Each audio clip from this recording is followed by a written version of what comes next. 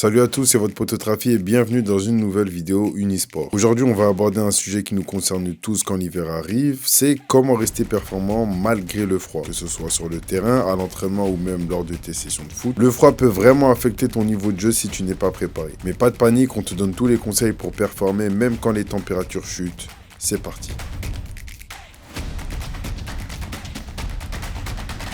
Première partie, l'importance de l'échauffement avant l'effort. Quand il fait froid, ton corps met plus de temps à se réchauffer et ça peut avoir des conséquences sur ta performance et même augmenter le risque de blessure. C'est pour ça que l'échauffement devient super important en hiver. Et attention, on ne parle pas de faire 2 ou 3 étirements passifs et partir jouer, non. Le secret, c'est vraiment d'effectuer un échauffement dynamique. L'échauffement dynamique, c'est tout ce qui est rotation du bras, montée de genoux, enchaîné avec des fentes dynamiques par exemple, etc. etc.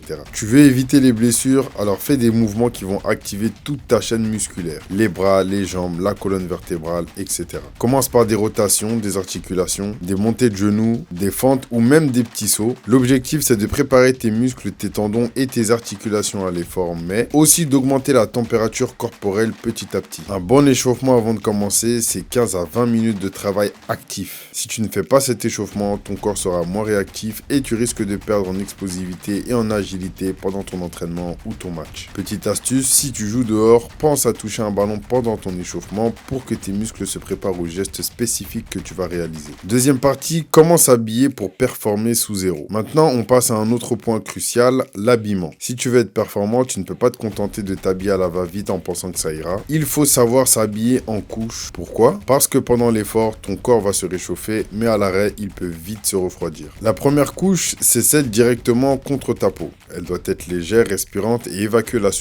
Les tissus comme le polyester ou la laine mérinoise sont top pour ça. Si tu restes en coton, tu risques d'avoir froid dès que tu transpires, car le coton garde de l'humidité. Donc tout ce qui est en coton collé à la peau, on oublie. La deuxième couche, c'est celle qui va te garder au chaud, comme un polaire ou un pull technique. Et la troisième couche, c'est celle qui te protégera du vent et de la pluie, une veste légère mais bien sûr imperméable. Petite astuce, si tu joues au foot, pense à prendre des gants fins pour garder tes mains au chaud. Parce que avoir les extrémités du corps chaudes, c'est-à-dire mains, tête, pieds, ça permet à ton corps de ne pas garder la chaleur uniquement proche des organes vitaux, mais bien partout dans ton corps. Donc complète aussi avec un bonnet ou un bandana, ça peut vraiment faire la différence pour garder ta tête au chaud. Encore une fois, tes pieds sont aussi super importants, alors choisis des chaussettes thermiques adaptées à l'hiver pour éviter les pieds gelés ou les ampoules. Bien évidemment, tout est disponible dans la boutique Unisport en lien dans la description. Troisième partie, maintenir l'énergie et la récupération en période de froid. Bon, maintenant que tu es bien échauffé et bien habillé, il faut que tu prennes soin de ton énergie et de ta récupération pendant l'effort. L'hiver, ton corps travaille plus pour rester au chaud, donc il a besoin de plus d'énergie pour rester performant. C'est important de bien gérer ton alimentation et ton hydratation. Boire de l'eau, même si tu n'as pas soif, c'est essentiel. Et n'oublie pas que même en hiver, tu perds des liquides quand tu transpires. Donc une boisson isotonique peut t'aider à récupérer des sels minéraux perdus et te garder hydraté plus longtemps. Avant ton entraînement, pense à avoir une bonne alimentation, surtout si tu fais du sport de manière intense. Un repas riche en glucides et en protéines t'aidera à avoir de l'énergie pendant ton effort. Après l'entraînement, n'oublie pas la récupération. Des protéines pour réparer tes muscles, des glucides pour reconstituer tes réserves d'énergie et surtout, un bon étirement après ta séance. Le froid peut rendre tes muscles plus rigides, donc prends 10 à 15 minutes pour t'étirer et favoriser la circulation sanguine. Si tu veux aller plus loin, tu peux aussi te faire une petite séance de massage pour détendre tes muscles après un entraînement intense. Petite astuce encore une fois, si tu fais un sport d'extérieur par temps